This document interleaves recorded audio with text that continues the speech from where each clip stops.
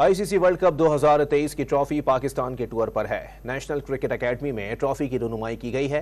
नुमाइंदा don news गुलाम मुर्तजा इस वक्त वर्ल्ड कप ट्रॉफी के साथ मौजूद हैं। जी मुर्तजा, बताइएगा।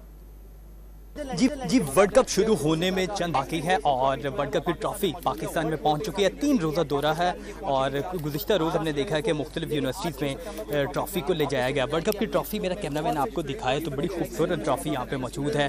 NCA में इसे बाकायदा तौर पर जो लोगों के लिए इसकी रोनुमाई की तकरीब मुनक्किद की गई और उसमें मीडिया नुमाइंदगान शरीक थे। लोगों ने इसके साथ तस्वीर बनाई। 3 रोज़ा दौरे के बाद कल ये दुबई वापस रवाना हो जाएगी।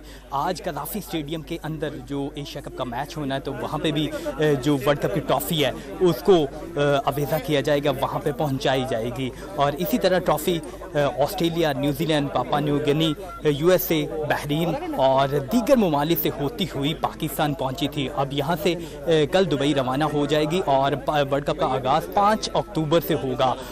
पाकिस्तान का जो पहला मैच है वो 6 अक्टूबर को खेला जाएगा नीदरलैंड के खिलाफ। और अभी ट्रॉफी नेशनल क्रिकेट एकेडमी में मौजूद है और यहाँ पे ट्रॉफी की रोनुमाई की तकरीब मुनक्कद की गई है।